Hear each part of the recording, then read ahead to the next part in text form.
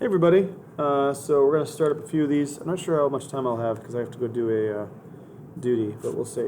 Anyway, this is number 31 from the Spring 2019 Math MCAS. If you haven't done so already, I would click on the link in the video description that brings you to the digital version of this test. So you can try it digitally first, and you can see how the interface works. This problem in particular is a little weird because you're going to be clicking and dragging these options into the boxes, so it's important that you try this first on your own. All right, so let's go ahead and take a look at this. Martin solved this equation, 4 times x plus 5 equals 88. Use the statements to explain each step in the solution. Drag and drop a statement into each box in the table to correctly explain the steps in Marvin's solution. Each statement may be used once, more than once, or not at all. Okay, so we look here, we have 4 times x plus 5 equals 88, and suddenly we have 4x plus 20 equals 88. We have to figure out what they did. So what I did when I solved this, I actually kind of like paid no attention to this, and I just kind of drew out what they did. So here they distributed, right? They did 4 times x, 4 plus 5. Okay, and that's how we got here. Then to go from here to here, we have 4x plus 20 equals 88, so then we have 4x equals 68. This 20 is gone because they subtracted 20 from both sides, right? And you could draw on your screen using dry erase marker you're going to have. And then we went from this to 4x, you'll see we have that, okay? And then from 4x equals 68 to this, well, they divided by 4, that's our coefficient, okay? So we have to look at this step and write this here. So to go from here to here, we distributed. So he used the distributive property. We would drag this down. Property, okay? And then from here to here, they subtracted 20 from both sides, which is, where's that? There you go. So you subtracted 20 from both sides.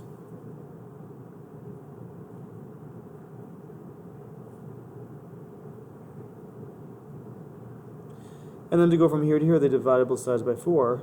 Right there, divided both sides by 4.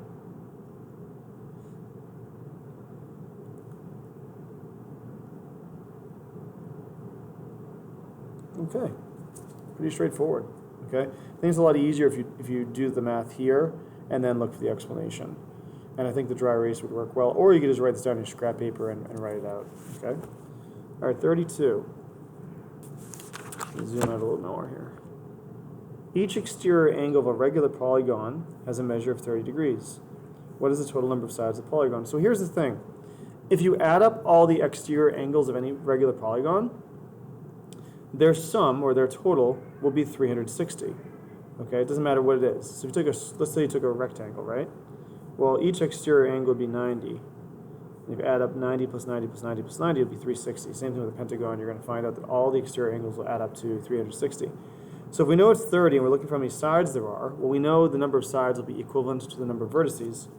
So we simply just have to take 360, divide it by the exterior angle, which is 30, and that'll tell us how many sides there are to this polygon, which is 36 divided by 3 is going to be 12. Okay? And that's option C. Pretty straightforward on that one. Okay, 33.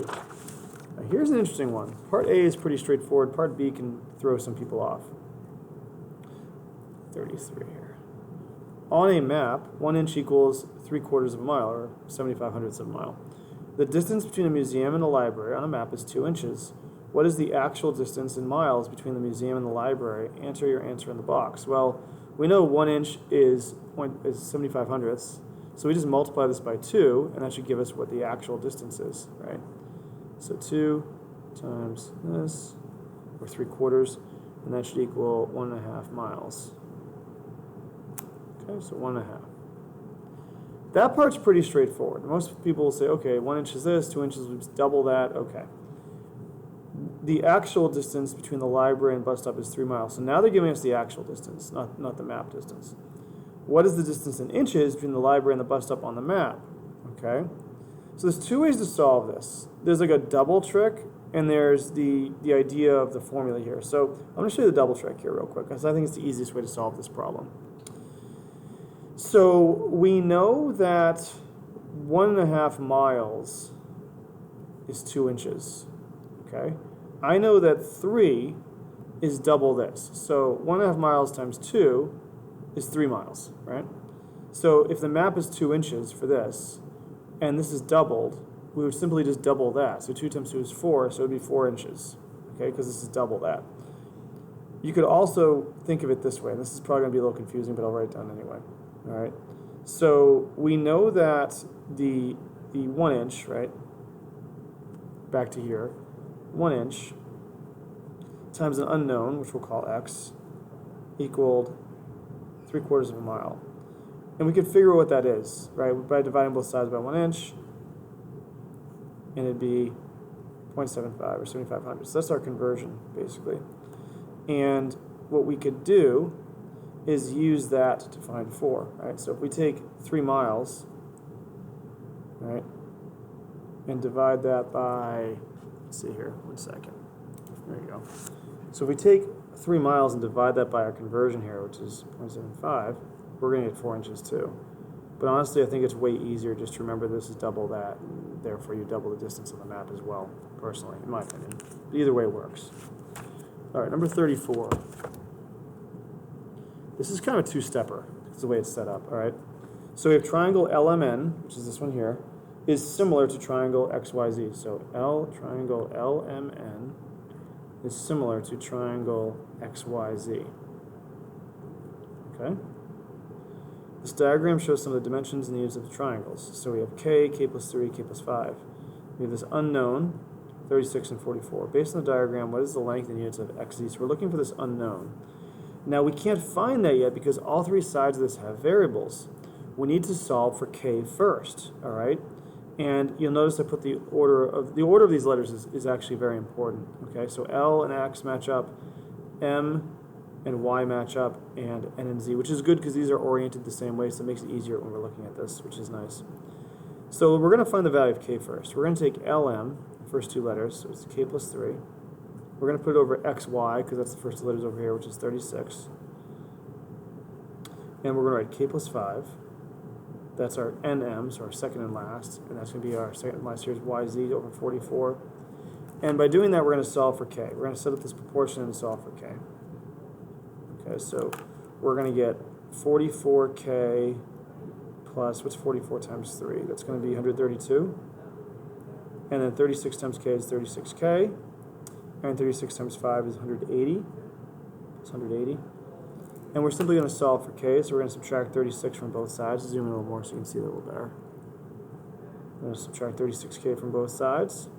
We're going to get 8k plus 132 equals 180.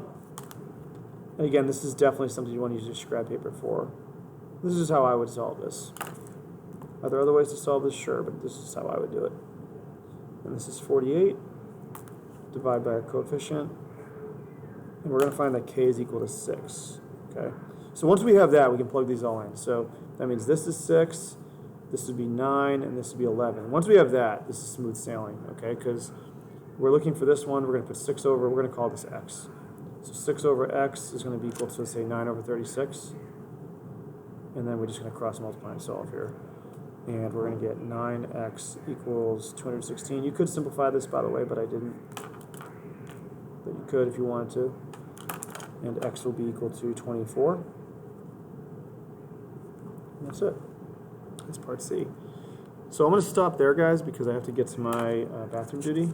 And yeah, I'll try to finish these tomorrow if I can. All right, have a good one, guys.